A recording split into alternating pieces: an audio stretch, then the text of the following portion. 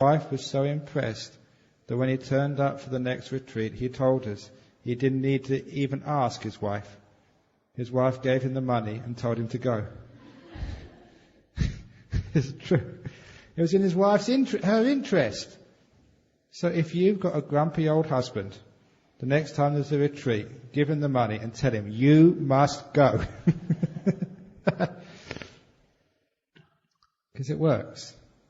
Even many times, some women come to my meditation retreats, or meditation evenings, the classes. And so often they say, I never felt like coming today.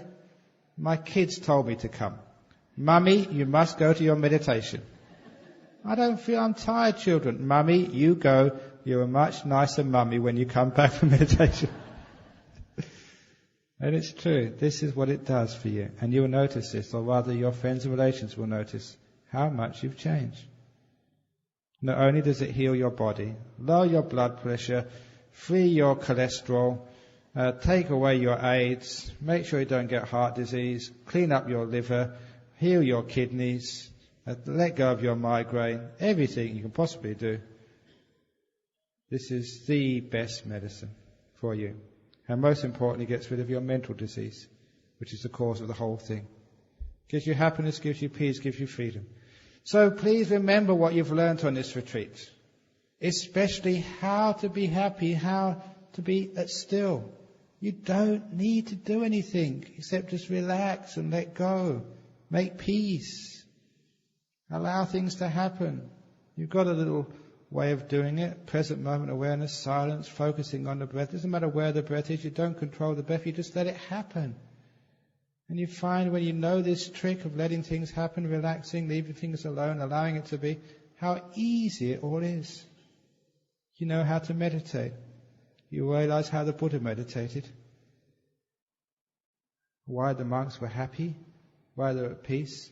Why so many people wanted to see those monks and be around them. Maybe just not to meditate, but just to get off on their energy. Their peaceful, easy, kind, compassionate, non-judgmental energy. That can be you. If you meditate this way, you'll be far harsher, more soft, more kind. And you'll find that the people you meet in life, the people you work with, the people you live with, will benefit from your peace and kindness. Which is why we talk about sharing of merits. Sometimes we think we have to do some chant to share the merits of our actions, of meditating. I will tell you now, whether you do the chant or you don't do the chant, many, many beings will benefit from the merits you've accumulated while you've done this meditation retreat. What I'm talking about is the people left at home, your husband, your wife, your children, your friends. They will benefit from you being a more peaceful, kind, sensitive being. You're a much easier person to live with after a retreat. You are much more efficient at work. Your boss will benefit from your increased clarity. Even your medical fund will benefit because they don't have to pay out all this money for when you get hospitalized. In fact, you will find that you're a much healthier, better person for the benefit and happiness of the whole world. Even when you drive home, you'll find you'll be letting people in front of you in the traffic, please come in before me. That's called spreading of merits. Other people benefit from your goodness, your tranquility, your peace. Even to the point, this is true in California because we have a monastery there and the monks tell me this. If you live in the state of California and you've done a meditation retreat like this, you can get the monks or the teachers to fill out a form and sign it, saying you're a meditator.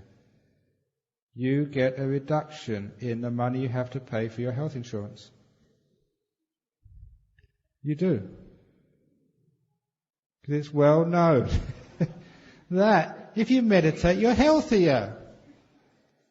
And so the health insurance is reason, it's medically proved, so you're of a lesser risk. And the health companies understand that and give you less of a premium. because they know they're not going to need to spend so much money on meditators.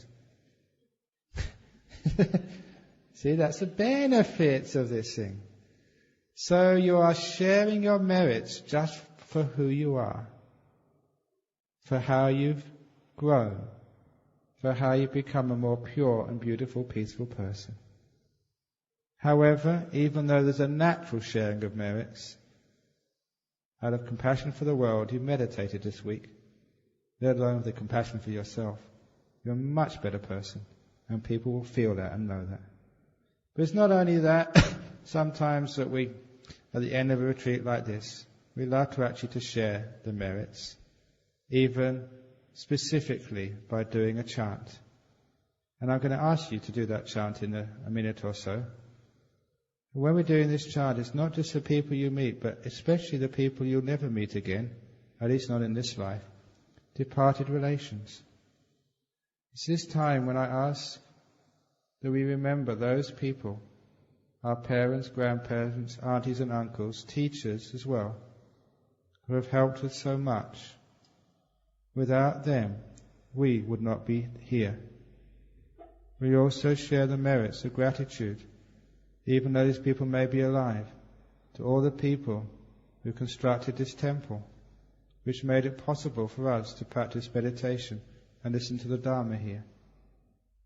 We share the merits. We have an act of gratitude for all the organizers of this retreat, the people behind the scenes, especially all those people who brought the delicious food, who cooked it and cleaned up for us.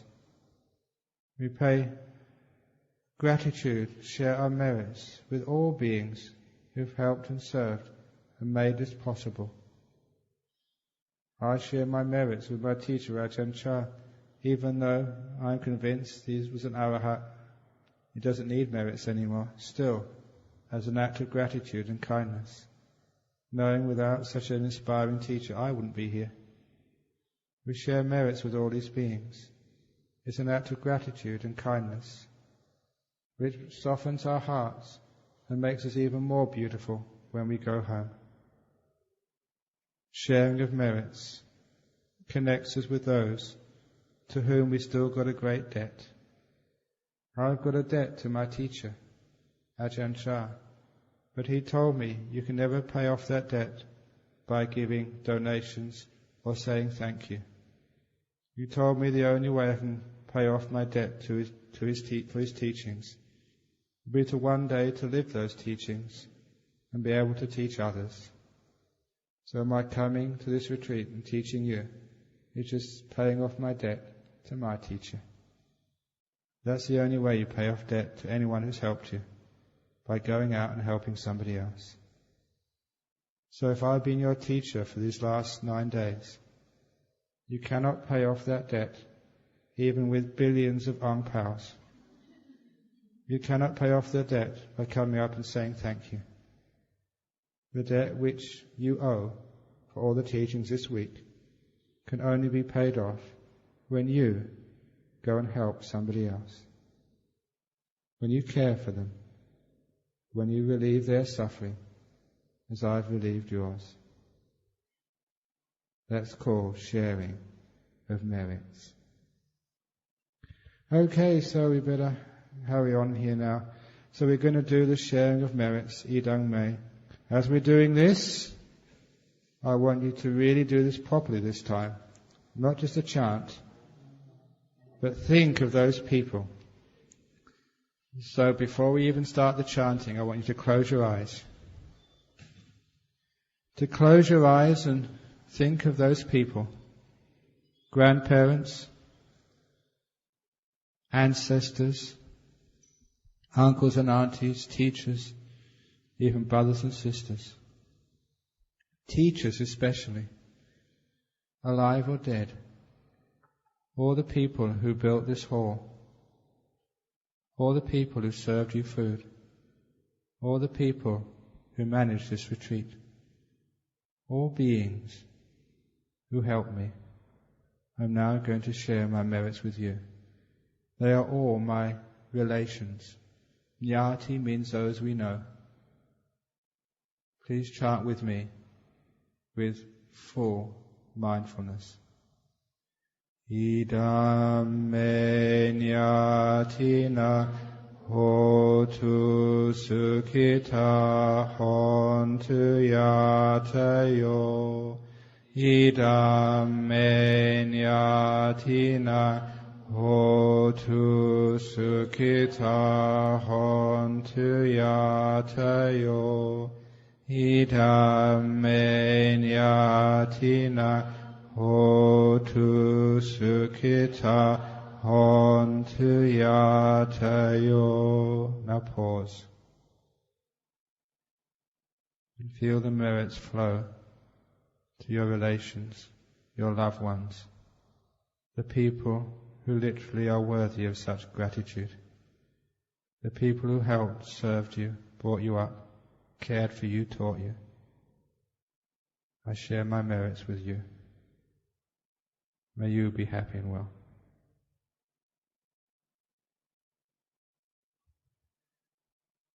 Okay, you can put your hands down.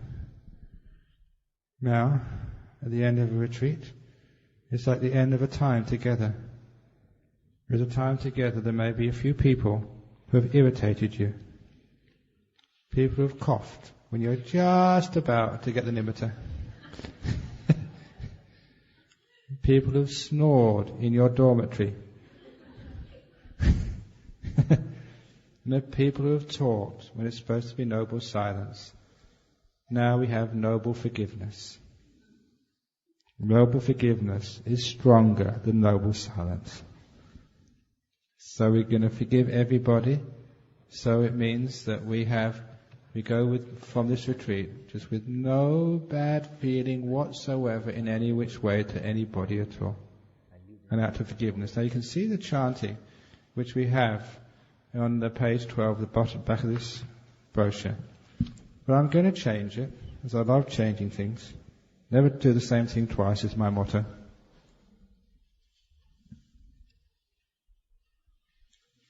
In here we've got acharya pamadena. Please, I want you to change this, because I'm not going to be asking forgiveness of me. I've already given you forgiveness for the 3 time zones. Now what you do now is to have kalyana mitte. Kalyana mitte means noble friends. We're going to ask forgiveness of each other. I am a teacher as long as I'm sitting up here. This is only a role, it's not a person. Now I'm going to change my role to being just kalyana mitta, noble friend. So we're going to do the chant kalyana mitte pamadena. Is that okay? Okay. So we'll do the Namo Tassa first of all, facing each other, because we're asking forgiveness of each other. Please chant along with me the Namo Tassa first. Namo Tassa Bhagavato Arahato Samma Sambuddhassa. Namo Tassa Bhagavato Arahato Samma Sambuddhassa. Namo Tassa Bhagavato Arahato Samma Sambuddhassa. Kalyana mitte pamadena dvaratayena katang sabang aparadang kamatuno bante. Kalyana mitte pamadena dvaratayena katang sabang aparadang kamatuno bante. Kalyana mitte pamadena dwaratayena katang sabang aparadang kamatuno bante. So, venerable, or not venerable sirs, it's noble friends. May we forgive each other for any wrongdoing done by body, speech or mind by the three doors. May we each forgive one another. Sadhu, sadhu, sadhu, sadhu. Very good. So just before ending the retreat, I should give you the 5 precepts, because you've taken off the 8 precepts and now you'll have 5 precepts. You've already gone for the 3 refuges, so I'm just going to go straight into Panatipata. And when you're holding up your hands, I'm going to be watching your fingers to make sure that all the Okay? I will say it first. When I'm finished, you say it after me. Panatipata veramani sikkhapadang samadhiyami.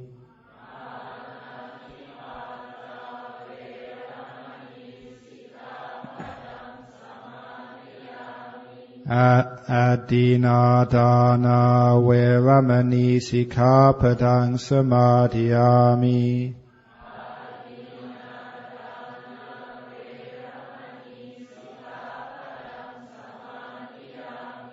Kamesu miccachara veramani sikkhapadang samadhiyami.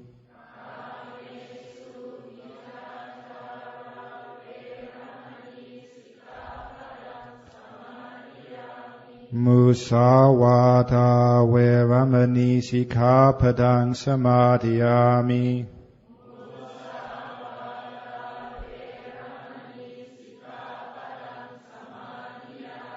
Sura meraya majapamatatana veramani sikkhapadang samadhiyami.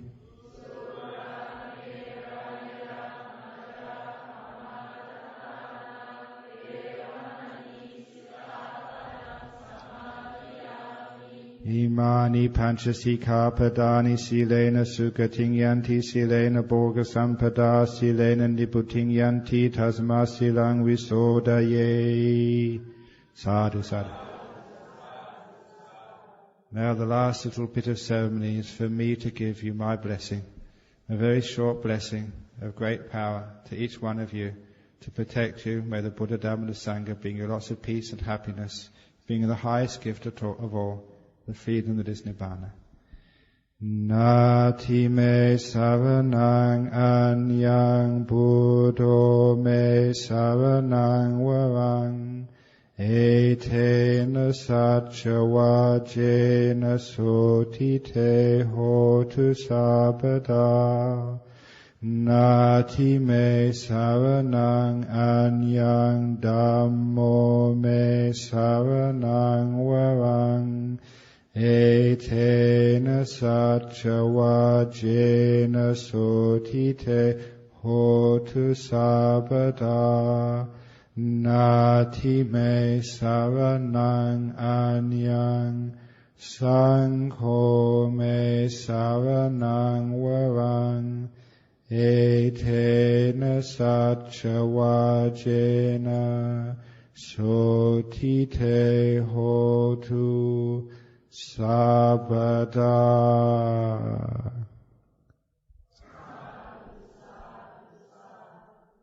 Okay, so now the retreat is over.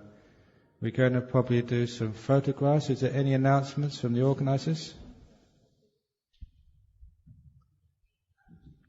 Some organizing retreats. Oh, the only way you can say thank you is if that is your Nibbana, which you're offering to me. Okay, very good, very good. Very good.